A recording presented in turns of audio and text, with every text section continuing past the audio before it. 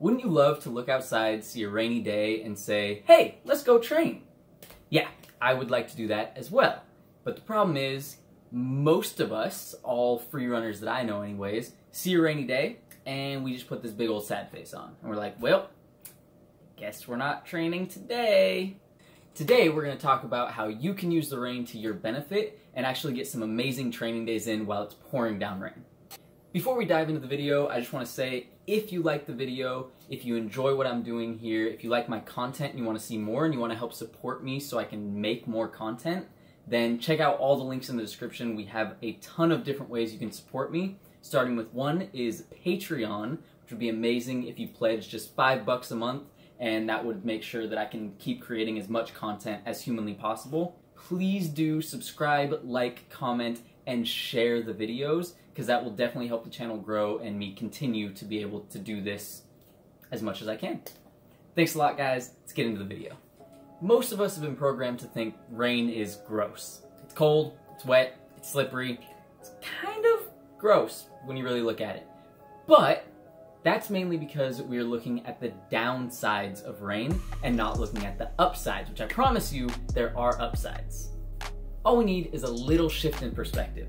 When done right, rain training can lead to some insanely productive training sessions and some crazy fun ones too. One of the first big things that's generally overlooked about rain training is that rain can give you a ton of energy. Have you ever been at a jam and it just starts pouring down rain? Just look around. You're gonna see all these athletes just singing, dancing, training as much as they can, just bouncing off of each other. There's a ton of energy. You can literally feel it everywhere. And that is coming straight from the rain.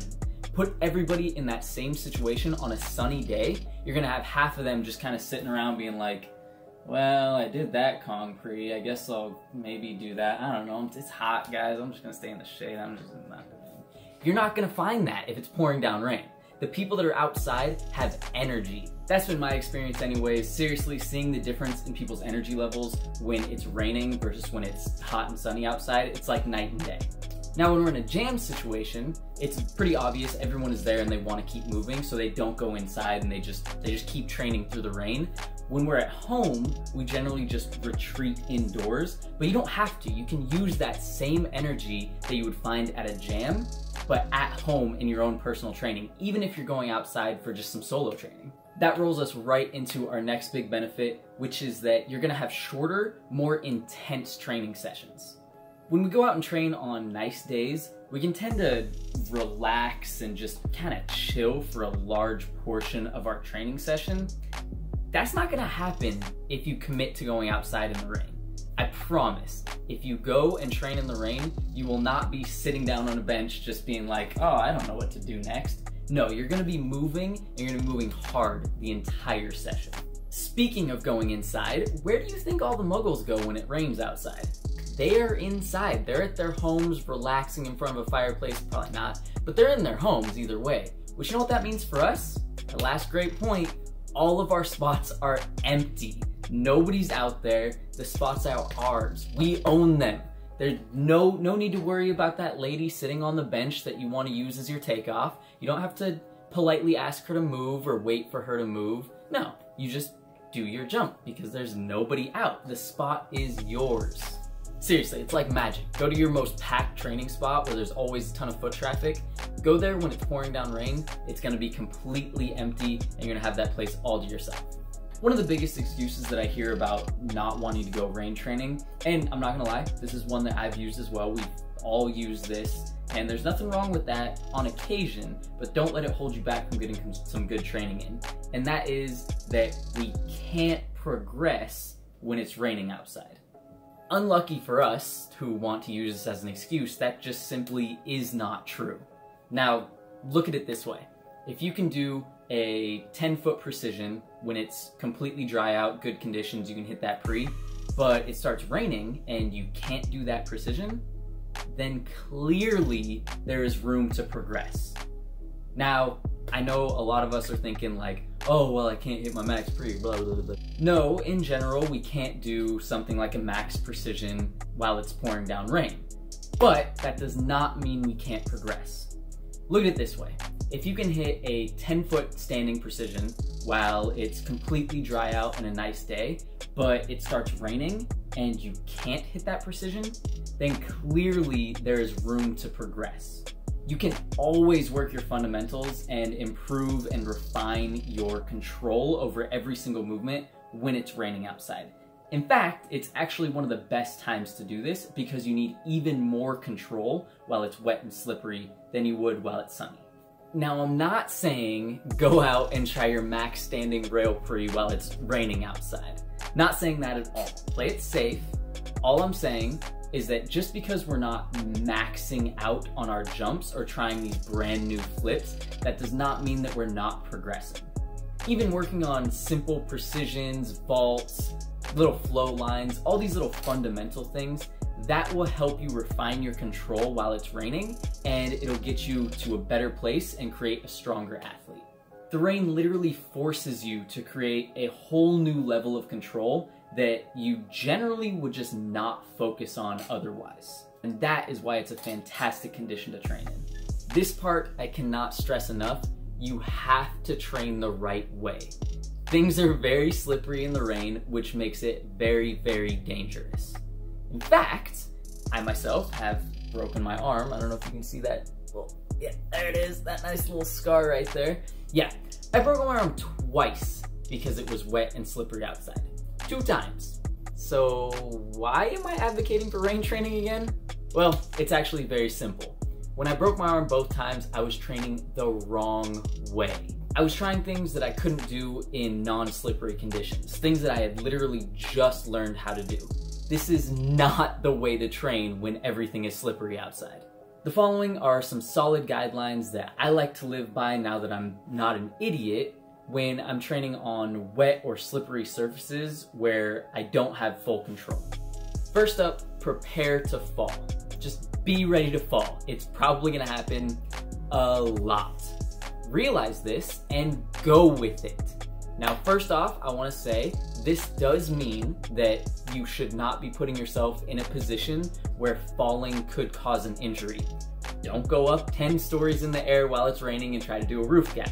Keep it safe, keep it low to the ground, keep it simple. No matter what you're working on, expect to fall and then connect that with your other movements. Now, this is gonna be a learning process. You're gonna have to get comfortable with this kind of tumbling, falling, and still rolling with the line to continue it and create something new. You can check out Shades Lot's forest run video where he's doing some pretty insane movement, but he's also kind of just like tumbling through this pouring down rain forest, and he's linking all these things together. He got very beat up from it, but I guarantee he had a good time. Next up, I want you to just goof around. Don't take yourself too seriously. Don't go crazy on like, I gotta get this. Just goof around, have some fun, literally be a kid again. I swear, when I was teaching outdoor programs, me and Daniel, the coaches, our least favorite days to coach were when it was raining because we just had to be huddled up and be like, oh, this sucks, it's all rainy, I'm an old man, I'm upset. The kids came in, they had their rain gear on, they were splashing, literally there would be puddles like up to their chest and they would be diving into these puddles. They had the time of their life when it was pouring down rain. Take some inspiration from the kids and goof around. Don't take yourself too seriously. And again, if you want to, you can always do some low line flow or something like that, but don't take that too seriously either. Leave it kind of sloppy and imperfect. Let whatever happens, happens, and boom, move on to the next line. Have a good time. Don't take yourself too serious. Having said that last little tip about goofing off, now, sometimes all of us get in a more serious mood where we really want to just like crack down and improve our movement, right?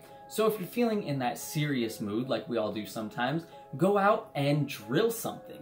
Pick some precisions, try to stick them 10 times in a row, some Kong prees, try to perfect a line while it's slippery outside. Don't get too frustrated about it. Realize that this is gonna be more difficult because it's raining, and use that as a challenge to inspire yourself to get it perfect. This last one might seem kind of obvious, but concrete is very hard. Bark chips, quite a bit softer.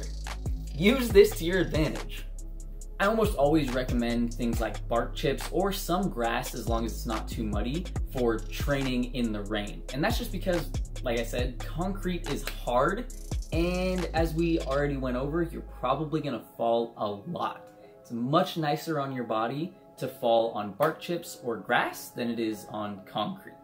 Now, if you are a little more experienced, concrete can actually work amazing in the rain. Some concrete is actually pretty sticky, and I've actually found out that skate wax, you know how they wax ledges to, grind on? Skate wax can actually be super grippy and a really good takeoff or landing spot. So if you're a little more advanced, feel free to work on concrete. Just be careful and do realize you might fall, and not to put yourself in too many dangerous situations while on concrete. Personally, some of my favorite lines that I've ever put together have been on concrete while it's been pouring down rain. Now, I don't recommend any newcomers to outdoor rain training to start training on concrete. Even if you're an experienced athlete, start training on soft stuff, get a feel for what you like to do while it's raining, and then after a couple days of rain training, progress onto the concrete. But in the beginning, just keep your surfaces soft to land on for when you're falling. Know the kind of common missteps that happen when you're training in the rain. Like, do you usually slip on takeoff, or do you usually slip on landing? Once you have a feeling for that, then you can move over to concrete with some idea of where you're gonna mess up and how to prepare for if that mess up happens. All right, guys, hopefully this will inspire some of you to get out there and train while the conditions aren't perfect. Maybe some rain, a little bit of snow, a little bit of ice. I promise, get out there, start training, take it safe, and your future self will thank you for it. Now, as always, if you liked the video, if you watched all the way to the end, awesome, thank you very much. Leave a comment, let me know what you like, what you didn't like, how I can improve. I'm trying to read every single comment and get back to everybody and take some of your comments as advice in the next videos. So keep leaving me feedback, I love that. If you're interested in supporting me further, check out all the links in the description, my Patreon, my website, join the newsletter, and hop on my Instagram, give that a follow if you haven't already, which you probably have, let's be real. Please do share the video if you liked it, if you found it informative, if it inspired you, if it helped you out, whatever that might be. Thanks a lot, guys. As always, I'll see you in the next one.